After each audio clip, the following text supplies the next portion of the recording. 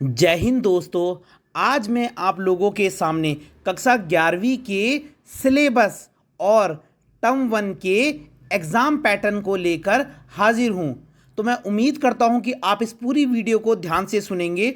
इस वीडियो को देखने के बाद आप पूरे टर्म 1 के एग्ज़ाम के पैटर्न और सिलेबस को आसानी से समझ सकते हैं और ये बहुत ज़रूरी भी है। तो चलिए शुरू करते हैं। तो बेटा सबसे पहले आप लोगों के पास जो पहला प्रश्न आएगा वो अपठित गद्यांश और पद्यांश का आएगा। ठीक है, तो इसमें सबसे पहले आप लोगों के पास एक गद्यांश दिया होगा। ठीक है, जिसमें से आपको क्या है वहीं से उस गद्यांश को ध्यानपूर्वक पढ़कर प्रश्नों के क्या है जवाब देने हैं। और इस बार जो है एमसीक्यू प्रश्न है, तो सारे प्रश्न जो है एमसीक्यू के रूप में ही पूछे जाएंगे। ठीक है, तो सबसे पहला प्रश्न आप लोगों के पास क्या होगा, आप लोगों के पास दो अपठित गद्यांश होंगे, दो पैराग्राफ होंगे और आपको दो में से एक पैराग्राफ करना है। ढंग से सुनिए, आप लोगों के पास दो गद्यांश दिए होंगे। ठीक है, और उसमें से आपको जो अच्छे से आता है तो उस एक पैराग्राफ को करना है और उसमें आप लोगों के पास 10 प्रश्न होंगे, एक 1 मार्क्स के। ठीक है, एक एक अंक के 10 प्रश्न होंगे। आपको 10 के 10 क्या करने, टिक करने जो सही हैं। ठीक है, उसके बाद जो सेकंड प्रश्न होगा, ठीक है, वो होगा आप लोगों के पास अपठित पद्यांश, या इसको आप काव्यांश भी कहते हो। इसमें पोयम की कुछ लाइन होंगी जो कि अपठित होंगी, है ना, आपकी बुक से नहीं होंगी। तो उसमें से क्या करना है आपने, फिर उस पोयम को पढ़कर उसमें से आप लोगों से 5 मार्क्स के 5 क्वेश्चन पूछे जाएंगे। जैसे इससे पहले एक गद्यांश होगा पैराग्राफ, उसमें से तो आप लोगों को क्या है 10 एमसीक्यू प्रश्न के जवाब देने। फिर आप लोगों के पास दो काव्यांश होंगे, दो पोयम होंगी, उनमें से भी आपको क्या है एक करनी है, एक के जवाब देने, और 5 बहुविकल्पीय प्रश्न होंगे। तो 10 सर 5 कितने हो गए यहाँ पे, तो 15 नंबर का तो ये हो गया आप लोगों के पास। ठीक है, एक काव्यांश करना है आपको, ठीक है, और एक गद्यांश करना है। गद्यांश होगा 10 मार्क्स का और काव्यांश होगा 5 मार्क्स का, तो 15 नंबर तो ये हो गए। फिर आप लोगों के पास अभिव्यक्ति और माध्यम की किताब है आप लोगों के पास, उसमें आप लोगों के पास शब्दकोश से रिलेटेड 5 अंक के 5 बहुविकल्पीय प्रश्न पूछे जाएंगे। ठीक है, कि जैसे कि कुछ 4 शब्द दे देंगे और बोलेंगे इन शब्द में से पहले नंबर पे कौन सा शब्द आएगा। ठीक है, तो शब्दकोश से रिलेटेड, डिक्शनरी से रिलेटेड हिंदी में, ठीक है, हिंदी डिक्शनरी शब्दकोश से संबंधित आप लोगों के पास 5 नंबर के 5 प्रश्न पूछे जाएंगे 1 मार्क्स के। तो 5 ये हो गए, तो 15 और 5 कितने हो गए यहाँ पे जो है 20 हो गए। ठीक है, यहाँ पे कितने हो गए, यहाँ पे 20 हो गए। अब आप लोगों के पास आ जाओ आरओ भाग 1 से। अब जो आप लोगों के पास बुक है आरओ से, ठीक है, उससे प्रश्न पूछे जाएंगे। तो बेटा उसमें भी आप लोगों के पास एक क्या होगा, काव्यांश होगा, मतलब एक पोयम होगी, पोयम की लाइनें दी होंगी। ठीक है, और ये पठित में से होगा। ठीक है, पठित में से मतलब बुक से ही होगा। तो यानी कि इसमें या तो मीराबाई का कोई होगा, या इसमें क्या है कबीरदास से रिलेटेड होगा, या इसमें वे आंखें से रिलेटेड होगा। आप लोगों के पास काव्य में यही 3 पार्ट है, तो इन तीनों में से एक क्या है, एक काव्यांश दिया होगा और उसी काव्यांश को पढ़कर आप लोगों ने 5 प्रश्नों के जवाब देने।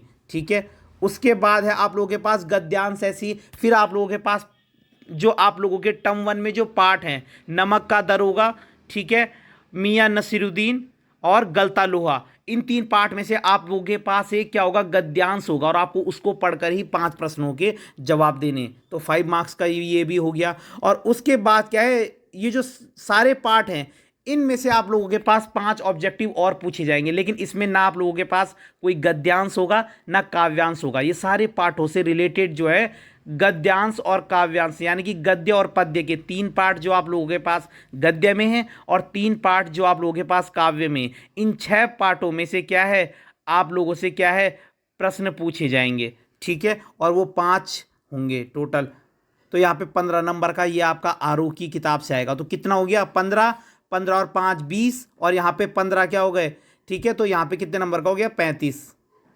और 5 नंबर का आप लोगों के पास वितान से पूछा जाएगा, जो कि एक ही पार्ट आएगा, भारतीय गायिकाओं में बेजोड़ लता मंगेशकर। उस पार्ट से 5 एमसीक्यू प्रश्न पूछे जाएंगे। तो यहाँ पे 5 हो गए, तो टोटल कितने हो गए, यहाँ पे 40 हो गए। ठीक है, तो सबसे पहला आप लोगों के पास क्या है, अपठित 2 गद्यांश आएंगे जिनमें से एक करना है, उसमें 10 एमसीक्यू होंगे। फिर काव्यांश होंगे, वो भी 2 होंगे अपठित, उनमें से एक करना है जो 5 मार्क्स के होंगे, तो 10 और 5 15। फिर 5 नंबर के अभिव्यक्ति और माध्यम से शब्दकोश से 20 हो गए। उसके बाद 15 मार्क्स के आप लोगों के पास आएगा आरोह की किताब से, यानी कि जो आपके पाठ है आपने सबको पढ़ देना है। उसमें एक गद्यांश होगा, एक काव्यांश होगा और 5 नंबर के बहुविकल्पीय प्रश्न सारे पाठों से मिलाकर होंगे। तो 15 एमसीक्यू आपकी आरोह की बुक से आएंगे। और उसके बाद 5 नंबर के एमसीक्यू आप लोगों के पास वितान की बुक से आएंगे, जिसमें एक ही पार्ट है। ठीक है, कौन सा पार्ट है वो, भारतीय गायिकाओं में बेजोड़ लता मंगेशकर। तो 40 नंबर के तो ये हो गए। और 10 मार्क्स का बेटा लिसनिंग और स्पीकिंग का होगा। इसमें आपको जो फाइल बनाते हैं ना आप हिंदी में, वो आप सेकंड टर्म में बनाओगे फाइनल के लिए। इसमें आप लोगों के पास 5 मार्क्स का क्या है, श्रवण और वाचन, यानी कि क्या है, मतलब स्पीकिंग और लिसनिंग। ठीक है, आगे समझ में आप लोगों के पास। ठीक है, श्रवण माने होता है सुनना, ठीक है, और वाचन माने होता है बोलना। तो इसमें आप लोगों को किसी टॉपिक पर बुलवाया जाएगा, फिर उसी में से क्वेश्चन पूछे जाएंगे। और श्रवण में होता है टीचर एक पैराग्राफ को रीड करेगा, आपको उसके आंसर एक ही बार उसे सुनना है। आंसर मतलब लिखने वाले भी हो सकते हैं, टिक मार्क भी हो सकते हैं, वो टीचर की मर्जी है।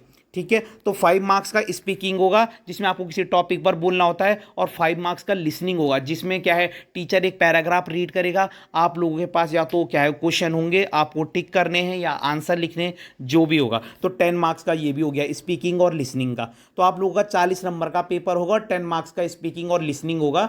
ठीक है, तो 50 मार्क्स ही हो गए। अब आप लोगों के पास कौन कौन से पार्ट है, तो गद्य में है नमक का दर होगा, मियाँ नसरुद्दीन और गलता लोहा। वहीं काव्य में है कबीर, मीराबाई और वे आंखें सुमित्रा नंदन पंत का। तो ये 6 पार्ट हैं। और अभिव्यक्ति और माध्यम में शब्दकोश वाला जो टॉपिक है, और वितान से पढ़ना है आपको केवल भारतीय गायिकाओं में बेजोड़ लता मंगेशकर। तो 3 पार्ट गद्य से हो रहे हैं, 3 पार्ट काव्य से हो रहे हैं। ठीक है, 1 पार्ट वितान से हो रहा है और 1 टॉपिक शब्दकोश वाला अभिव्यक्ति और माध्यम से हो रहा है। तो ये है आप लोगों का परीक्षा का पैटर्न, ठीक है, और सिलेबस। तो बेटा इस वीडियो को ध्यान से जरूर देखिए और पूरे पैटर्न को ठीक से समझिए। तो मिलते हैं हम किसी अगली वीडियो में। धन्यवाद।